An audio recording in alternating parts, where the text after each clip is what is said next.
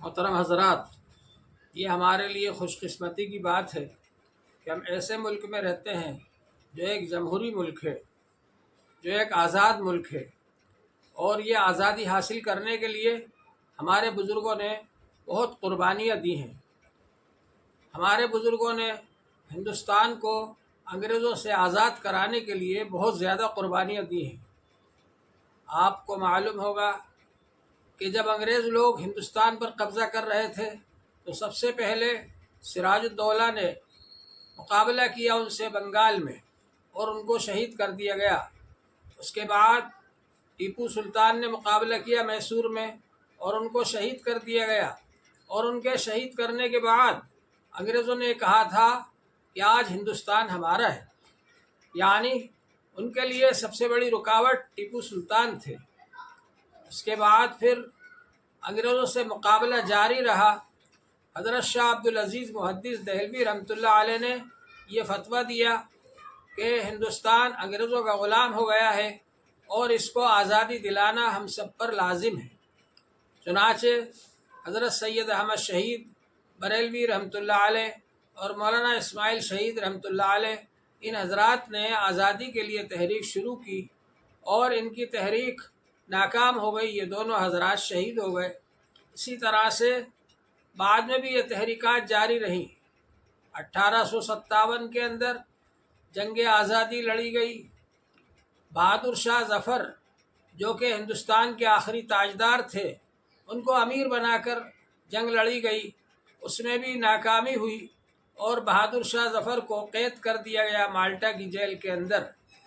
اسی طرح سے 1857 میں حاجی امداد اللہ مہاجر مکی رحمۃ اللہ علیہ کو امیر بنا کر حضرت مولانا قاسم نانوتوی رحمۃ اللہ علیہ، حضرت مولانا رشید احمد گنگوہی رحمۃ اللہ علیہ، ان حضرات نے جنگ لڑی شاملی کے میدان میں، اور اس کے نتیجے میں حافظ ضامن شہید صاحب رحمۃ اللہ علیہ اور بہت سے حضرات شہید ہوئے۔ 1857 میں میرٹھ میں بھی جنگ لڑی گئی، اور اس کے علاوہ سیہور میں بھی جنگ لڑی گئی۔ یہاں پر نواب فاضل محمد خاں گڑھی والے، اور نواب عادل محمد خاں راحت گڑھ والے، اور نواب عاقل محمد خاں، ان حضرات نے آگے بڑھ کر بہت زیادہ کام کیا یہ جنگ لڑنے کے اندر، اور انہوں نے ایک ماحول بنایا، اور سیہور کے اندر مرکز بنایا جہاں سپاہیوں کو اس میں بھرتی کیا جاتا تھا، اور پھر گڑھی میں لے جا کر رکھا جاتا تھا۔ اور سیہور میں انگریزوں کی جو چھاونی تھی، وہاں پر ان حضرات نے حملہ کر کے ایک آزاد حکومت بھی قائم کر لی تھی، اور وہ آزاد حکومت کئی دنوں تک، بہت دنوں تک قائم رہی، اور اس میں بہت سارے حضرات آس پاس کے بڑے بڑے راجہ حضرات اور بڑے بڑے حضرات اس میں شریک ہوئے، جو اپنے علاقے کے بڑے لوگ تھے، اور ان کے ساتھ اور دوسرے لوگ بھی شریک ہوئے۔ اس طرح سے یہ جنگ یہاں پر لڑی گئی، اور جگہ جگہ یہ جنگیں لڑی گئیں، لیکن بہرحال 1857 میں ناکامی ہوئی۔ اس کے بعد پھر حضرت مولانا محمود الحسن صاحب رحمۃ اللہ علیہ، جو کہ دارالعلوم دیوبند کے شیخ الحدیث تھے اور شیخ الہند تھے وہ، بلکہ ان کو شیخ العالم کہنا چاہیے۔ حضرت تھانوی رحمۃ اللہ علیہ کہتے تھے کہ وہ میرے استاذ ہیں، اور میں ان کو شیخ العالم کہتا ہوں، کیونکہ دنیا میں ہر جگہ ان کے شاگرد موجود تھے۔ انہوں نے ریشمی رومال کی تحریک چلائی، اور یہ ایسی تحریک تھی کہ اس تحریک کے ذریعے سے حضرت شیخ الہند رحمۃ اللہ علیہ نے یہ پروگرام بنایا کہ ایک ہی دن کے اندر سب جگہوں پر بغاوت ہو انگریزوں کے خلاف، تو وہ اس بغاوت کو روک نہیں پائیں گے۔ چنانچہ جگہ جگہ ان کے شاگردوں نے دورے کیے۔ حضرت مولانا برکت اللہ بھوپالی، حضرت مولانا عبید اللہ سندھی، انہوں نے ہندوستان ہی نہیں بلکہ ہندوستان کے باہر کے بھی دورے کیے، اور اسی طرح سے ان حضرات نے افغانستان میں ہندوستان کی جلا وطن حکومت بنائی۔ اس جلا وطن حکومت کے صدر راجہ مہندر پرتاپ جی کو بنایا گیا، اور پردھان منتری اور وزیر اعظم حضرت مولانا برکت اللہ بھوپالی کو بنایا گیا، اور وزیر داخلہ حضرت مولانا عبید اللہ سندھی رحمۃ اللہ علیہ کو بنایا گیا۔ اس طرح سے ان حضرات نے کوششیں کی، اور یہ کوششیں برابر جاری رہیں، حتیٰ کہ اس کے بعد میں پھر 1947 میں ہندوستان آزاد ہوا۔ اس کے بعد میں جب یہ آزاد ہوا ہندوستان، تو ایک قانون بنایا گیا، دستور بنایا گیا، اور اس دستور کے اندر یہ بات لکھی گئی کہ یہاں کے رہنے والے تمام لوگ وہ سب برابر کے درجے کے شہری ہیں، اور یہاں کی تمام چیزوں پر اور ترقیات کے مواقع فراہم کرانے میں ان سب کو برابر کا درجہ دیا جائے گا۔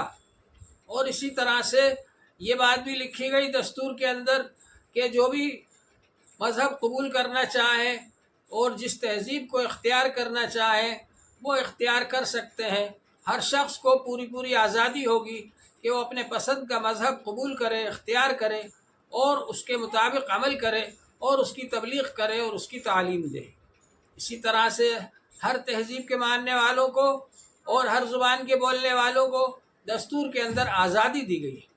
اس دستور کا اور اس کی آزادی دینے کا یہ اثر ہے کہ آج اتنا بڑا وسیع پیمانے پر ہندوستان ہے، اتنا لمبا چوڑا ہندوستان ہے، وسیع و عریض، اور اتنا لمبا چوڑا ہے کہ تھوڑی دور جانے کے بعد میں وہاں پر زبانیں بدل جاتی ہیں، دوسرے مذہب کے ماننے والے مل جاتے ہیں، مختلف مذاہب کے ماننے والے پائے جاتے ہیں، مختلف زبانوں کے بولنے والے پائے جاتے ہیں، مختلف تہذیبوں کے ماننے والے پائے جاتے ہیں، لیکن وہ سب آپس میں ایک دوسرے سے مل جل کر رہتے ہیں، اتفاق اتحاد کے ساتھ میں رہتے ہیں۔ کیوں؟ اس وجہ سے کہ دستور نے ان کو جوڑا رکھا ہے۔ یہ دستور ہمارا ایسا ہے جس نے سب کو جوڑ لیا ہے آپس میں، اور تسبیح کے دانوں کی طرح سے ایک دوسرے کو جوڑ کر کے رکھا ہے۔ اس دستور کی بالادستی کو ہمیں قائم رکھنا ہے اور یہ کوشش کرنا ہے کہ یہاں کے رہنے والے سب مل جل کر رہیں، اتفاق اتحاد کے ساتھ میں رہیں، بھائی چارے کے ساتھ میں رہیں۔ یہ کوشش کرنا ہے۔ ہمارے بزرگوں نے آزادی حاصل کرنے کے لیے قربانیاں دیں، اور ہمارا یہ فرض ہے کہ ہم اس آزادی کو باقی رکھیں، اس آزادی کی حفاظت کریں اور دستور کی بالادستی کی حفاظت کریں، اس کے لیے ہم کوششیں کریں۔ یہ ہمارا فرض ہے۔ یہ 15 اگست ہر سال آ کر اس بات کا پیغام دیتا ہے کہ ہم اس دستور کی حفاظت کریں اور اس دستور میں دی ہوئی آزادی کی حفاظت کریں، اور اس کی کوشش کریں کہ ہندوستان میں بھائی چارہ رہے اور سب لوگ ایک دوسرے سے مل جل کر کے ہندوستان کی ترقی کے لیے کوششیں کرتے رہیں۔ اللہ جل شانہ ہم سب کو اس کی توفیق عطا فرمائے۔ وآخر دعوانا الحمد للہ رب العالمین۔